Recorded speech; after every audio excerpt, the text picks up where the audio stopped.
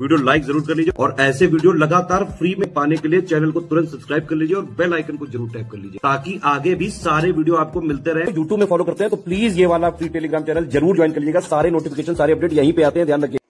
नमस्कार दोस्तों, स्वागत है आप सभी का ROA by study for civil services पर। तो दोस्तों, इस वीडियो में हम लोग बात करेंगे विज्ञान के 10 सवाल की, जो कि आपके यूपी PCS, उत्तराखंड PCS, आपका MP PCS है, ROA का री एग्ज़ाम है, इन सभी के लिए बहुत ही ज़्यादा इंपॉर्टेंट है। तो चलिए शुरू करते हैं हमारे 10 सवाल। सबसे पहले दिया गया है कि निम्न में से किस पेड़ की लकड़ी से पेंसिल, स्केल व होल्डर बनाए जाते हैं। ठीक है, और क्रिसमस वृक्ष निम्न में से किस कुल का वृक्ष है। तो देखिए, ऑप्शन दिया गया है पाइनस और जिम्नोस्पर्म, फिर है जूनिपेरस और एंजियोस्पर्म, पाइनस और एंजियोस्पर्म, और जूनिपेरस और जिम्नोस्पर्म। तो इसमें राइट आंसर क्या होगा? ऑप्शन डी, जूनिपेरस की लकड़ी से पेंसिल, स्केल और होल्डर बनाए जाते हैं, और क्रिसमस का जो वृक्ष है वो जिम्नोस्पर्म कुल का वृक्ष है, जिम्नोस्पर्म का। अब आगे बढ़ते हैं। अगला देखिए, अगला दिया गया है निम्न में से कौन वायवीय रूपांतरित तने का प्रकार नहीं है। वायवीय यानी मॉडिफाइड एरियल स्टेम का प्रकार नहीं है। दिया गया है पत्र प्रकलिका, परडाभ स्तंभ, ऊपरी भूस्तारी और स्तंभ प्रतान। ठीक है, तो इसमें राइट आंसर क्या होगा? ये होगा ऑप्शन सी, ऊपरी भूस्तारी यानी रनर। ये इसका वायवीय रूपांतरित तने का प्रकार नहीं है। इसके अलावा आपका जो भी पत्र प्रकलिका है और परडाभ स्तंभ है, स्तंभ प्रतान है, ये वायवीय रूपांतरित तने हैं, और वहीं रनर यानी ऊपरी भूस्तारी जो है ये अर्धवायवीय रूपांतरित तने के अंतर्गत आता है, उसका प्रकार है।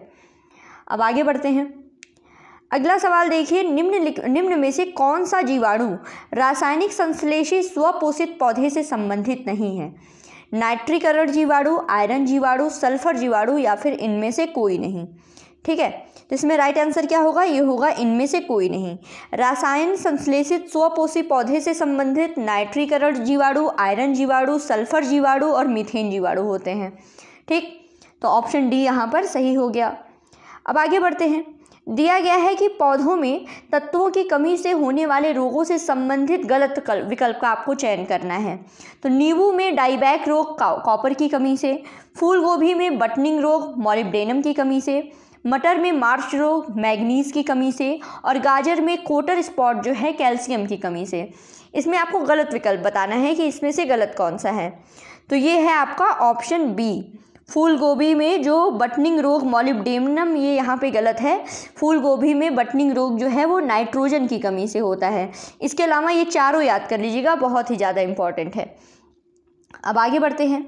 अगला सवाल दिया गया है कि किस प्रकार के गेहूं का उपयोग सूजी बनाने में किया जाता है, और साथ में किस गेहूं को पिसिया गेहूं कहा जाता है।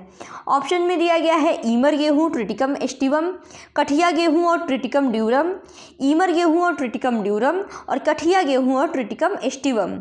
ठीक है, तो देखिए किस प्रकार के गेहूं का उपयोग सूजी बनाने में किया जाता है, तो वो है कठिया गेहूं। ठीक है, कठिया गेहूं। और किस गेहूं को पिसिया गेहूं कहा जाता है, वो है ट्रिटिकम एस्टिवम। अब आगे बढ़ते हैं। आगे देखिए, दिया गया है कि विभिन्न वसीय तेलों और उनके कुल से संबंधित गलत विकल्प का आपको चयन करना है। ठीक है, अलसी का तेल लाइनेसी, करडी का तेल फैबेसी, अखरोट का तेल जुगुलेंडेसी, और तिल का तेल पिडेलिएसी। ठीक है, तो इसमें कौन सा गलत है ये बताना है। तो देखिए, जो करडी का तेल है फैबेसी, ये गलत है। करडी का तेल जो है ये होता है एस्टरेसी। ठीक है, एस्टरेसी ऐसे लिखेंगे। इसके अलावा जितने भी ऑप्शन दिए गए हैं, अलसी का तेल लाइनेसी कुल, अखरोट का तेल जुगुलेंडेसी कुल, तिल का तेल पिडेलिएसी कुल, और करडी का तेल क्या था? ये था एस्टरेसी कुल। ठीक है, इसके अलावा ये याद कर लीजिएगा इसको। अब आगे बढ़ते हैं अगले सवाल की तरफ। दिया गया है कि सब्जियों में कड़वेपन का कारण से संबंधित आप विकल्प का चयन करना है, गलत विकल्प का। ठीक है, सब्जियों में कड़वेपन के कारण से संबंधित गलत विकल्प। मूली में तीखापन आइसोसाइनेट, सलजम में चरपराहट कैप्सेसिन, चने की पत्ती में खटास ऑक्सैलिक एसिड, और लहसुन में गंध एलाइसिन। तो इसमें गलत कौन सा है ये बताना है। तो इसमें देखिए, ऑप्शन बी, जो कैल्शियम में चरपराहट होती है वो कैप्सेसिन नहीं, वो कैल्शियम ऑक्जेलेट की वजह से होती है, कैल्शियम ऑक्जेलेट।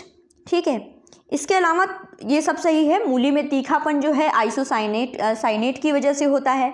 सलजम में चरपराहट जो है वो कैल्शियम ऑक्जेलेट की वजह से होती है। चने की पत्ती में खटास ऑक्जेलिक एसिड की वजह से, और लहसुन में गंध जो है वो एलाइसिन की वजह से। ये याद कर लीजिएगा, मोस्ट इंपॉर्टेंट, हमेशा लगभग एग्जाम में ये सवाल रिपीटेड आते रहते हैं। ठीक, अब पूछा गया है कि निम्नलिखित में से कौन सी वास्तविक मछली नहीं है, कौन सी वास्तविक मछली नहीं है। उड़न मीन यानी फ्लाइंग फिश, अश्वमीन यानी हॉर्स मीन, ठीक है। इसके अलावा है तारा मीन, ठीक है, यानी स्टार फिश, और गिटार मीन यानी गिटार फिश। तो कौन सी वास्तविक मछली नहीं है ये बताना है। तो देखिए तारा मीन जो है ये वास्तविक मछली नहीं है, तारा मीन वास्तविक मछली नहीं है। इसके अलावा हॉर्स फिश है, फ्लाइंग फिश है, गिटार फिश है, ये सब वास्तविक मछली हैं। अब आगे बढ़ते हैं। अगला सवाल है, निम्न में से कौन सी बहुकोशिकीय ग्रंथि नहीं है, और निम्न में से कौन सा स्तंभी एपिथीलियम का भाग नहीं है। ठीक, तो ये देखिए इसमें है सबसे पहले ऑप्शन ए यहाँ पे सही होगा कि बहुकोशिकीय ग्रंथि जो है वो म्यूकस ग्रंथि नहीं है। ठीक है, म्यूकस ग्रंथि बहुकोशिकीय ग्रंथि नहीं है, और असामान्य स्तंभी एपिथीलियम जो है वो स्तंभी एपिथीलियम का भाग नहीं है। ठीक, और आज का हमारा आखिरी सवाल है कि कंडरा निम्न में से किसे जोड़ती है, कंडरा निम्न में से किसे जोड़ती है, और मास्ट कोशिकाएं निम्न में से किस ऊतक में पाई जाती हैं। ठीक है, तो कंडरा जो है निम्न में से किसको जोड़ती है, तो कंडरा जो है ये पेशी को हड्डी से जोड़ती है। ठीक है, पेशी को हड्डी से जोड़ती है यानी टेंडन, कंडरा। और मास्ट कोशिकाएं निम्न में से किस ऊतक में पाई जाती हैं, तो ये संयोजी ऊतक में पाई जाती हैं। ठीक है, तो ये रहे आपके बायो के सवाल जो कि आपके एग्ज़ाम के लिए बहुत ही ज़्यादा इंपॉर्टेंट हैं। इसको रट लीजिएगा। इन 10 सवालों में से आपका कितना स्कोर आया आउट ऑफ 10 इसको बताइएगा। किसी क्वेश्चन में डाउट हो उसको ज़रूर मेंशन कीजिएगा। तो बस पढ़ते रहिए। Thank you so much.